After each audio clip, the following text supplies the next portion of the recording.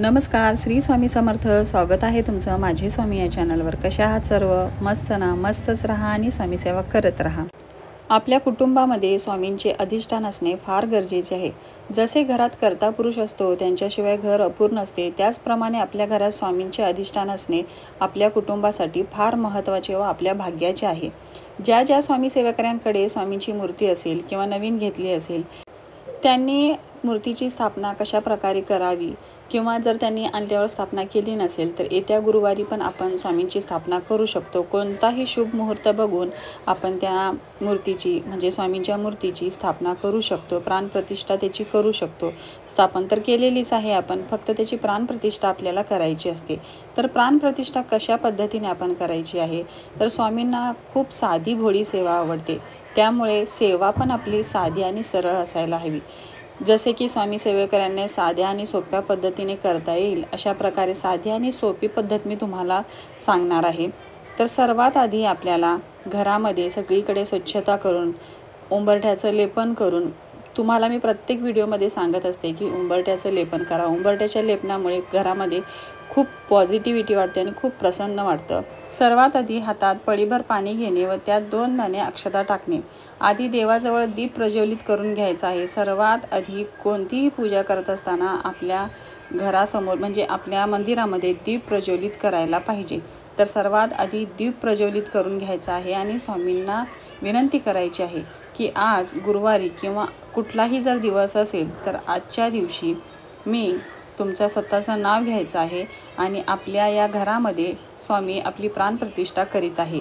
या कुटुंबाची संपूर्ण जबाबदारी स्वामी आजपासून तुम्ही स्वीकारा. कुलदेवी कुलदैवत तथा पितरांची देखील सेवा स्वामी तुम्ही आमच्याकडून करवून घ्या. तसेच माझ्या संपूर्ण कुटुंबांची सांसारिक, कौटुंबिक, आर्थिक, परमार्थिक व आरोग्याची संपूर्ण जबाबदारी तुम्ही सांभाळा. तुमची कृपादृष्टी सतत माझ्यावर व माझ्या कुटुंबावर राहू द्या. आज मी सेवा करून तुमच्या मूर्तीवर अभिषेक करत आहे, तर ती सेवा आपण स्वीकारा. एवढे बोलून हातातील जे पाणी आपण घेतलेलं आहे तर ते तामनात सोडायचं आहे आणि स्वामींना नमस्कार करायचा आहे. त्यानंतर एका तामनामध्ये स्वामींची मूर्ती ठेवायची, अष्टगंध लावायचे, थोडे अक्षता वाहायचे आणि धूप दीप ओवाळायचं. पळीने किंवा गळकीने गाईच्या दुधाचा किंवा शुद्ध पाण्याचा अभिषेक करायचा आहे. अभिषेक करताना काही मंत्र आणि स्तोत्र यांचे पठण करायचे आहे. पाण्याची अथवा दुधाची संततधार स्वामींच्या मूर्तीवर चालू ठेवायची आहे. जर पाण्याचा अभिषेक करणार असाल तर त्यामध्ये थोडेसे हिनात्तर, फुलं, तुळशीपत्र टाकून स्वामींचा अभिषेक करायचा आहे. तर हा अभिषेक जेव्हा आपण करणार आहोत तर त्यावेळी आपल्याला सर्वात आधी श्री स्वामी समर्थ या मंत्राचा एक माळ जप करायचा आहे. त्यानंतर गणपती अथर्वशीर्ष हे 1 वेळा म्हणायचं आहे. पुरुष सूक्त 11 वेळा, पवमान सूक्त 1 वेळा, श्री सूक्त 16 वेळा आणि सिद्ध मंगल स्तोत्र 11 वेळा म्हणायचं आहे.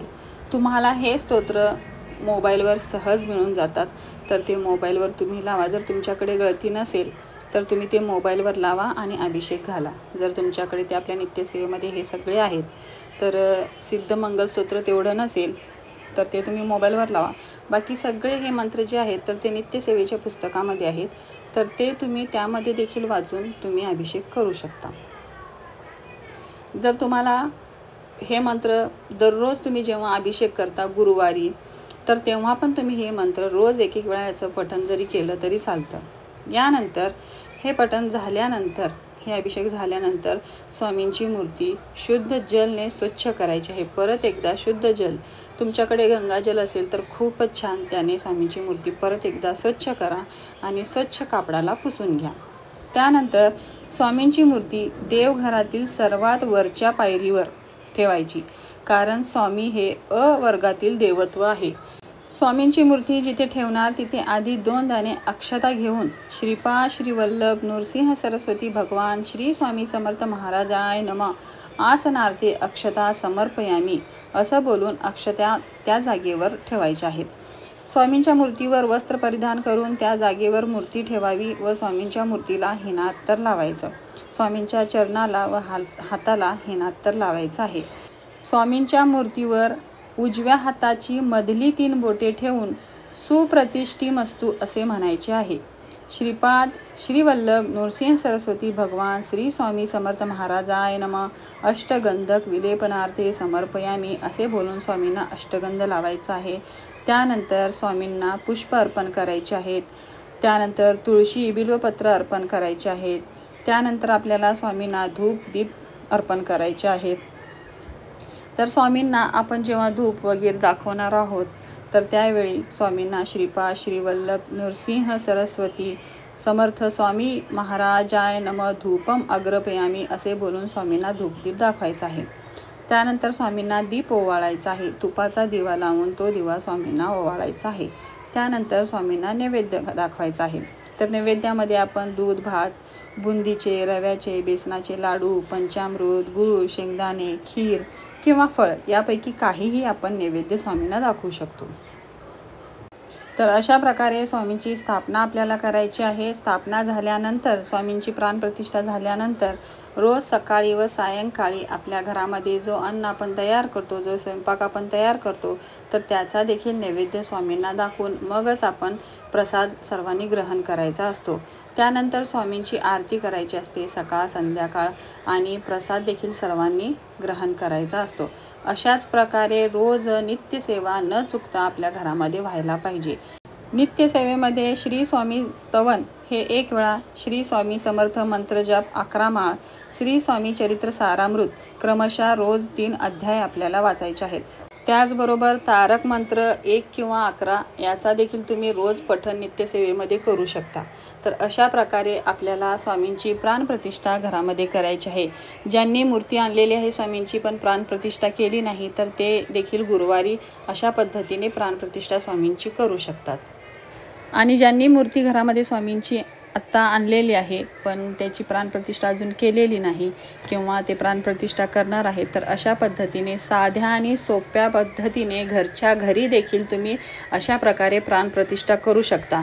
आणि दुसरी एक गोष्ट म्हणजे जेव्हा आपण एखाद्या मंदिरातून म्हणजे आपण एखाद्या स्वामींच्या मंदिरात गेलो किंवा अक्कलकोटात वगैरे स्वामींच्या गेलो तर तिथे स्वामींची मूर्ती तुम्ही घ्या आणि ती मूर्ती पुजाऱ्यांकडे द्या. ती मूर्ती स्वामींच्या तिथे चरणांना किंवा स्वामींच्या पादुकांना लावून ती आम्हाला परत द्या अशांना सांगून त्या मूर्तीची प्राणप्रतिष्ठा आपोआप त्यामध्ये होते. जेव्हा ही मूर्ती स्वामींच्या चरणांना किंवा स्वामींच्या पादुकांना त्या गाभाऱ्यामध्ये जाते तेव्हा आपोआप तिथली ऊर्जा त्या मूर्तीमध्ये समाविष्ट होते. तर अशा प्रकारे देखील तुम्ही स्वामींची प्राणप्रतिष्ठा करू शकता. ती मूर्ती स्वामींच्या गाभाऱ्यामध्ये जेव्हा जाते तेव्हा त्याला कुठल्याही प्रकारची परत प्राणप्रतिष्ठा करण्याची गरज नाही. फक्त तुम्ही घरी आणून गंगाजलाने पंचामृताने चांगल्या पद्धतीने तुम्ही अभिषेक स्वामींचा घाला. प्राणप्रतिष्ठा परत करायची काही गरज नाही. आणि जर तुम्हाला प्राणप्रतिष्ठा करायचीच असेल तर घरी येऊन तुम्ही मी सांगितलेल्या अशा साध्या सोप्या पद्धतीने स्वामींची प्राणप्रतिष्ठा करू शकता. तर कशी वाटली तुम्हाला माहिती, कसा वाटला आजचा व्हिडिओ नक्की कमेंट करा. व्हिडिओ आवडला असेल तर चॅनलला लाईक शेअर आणि सबस्क्राईब देखील करा. तोपर्यंत सर्वांना श्री स्वामी समर्थ.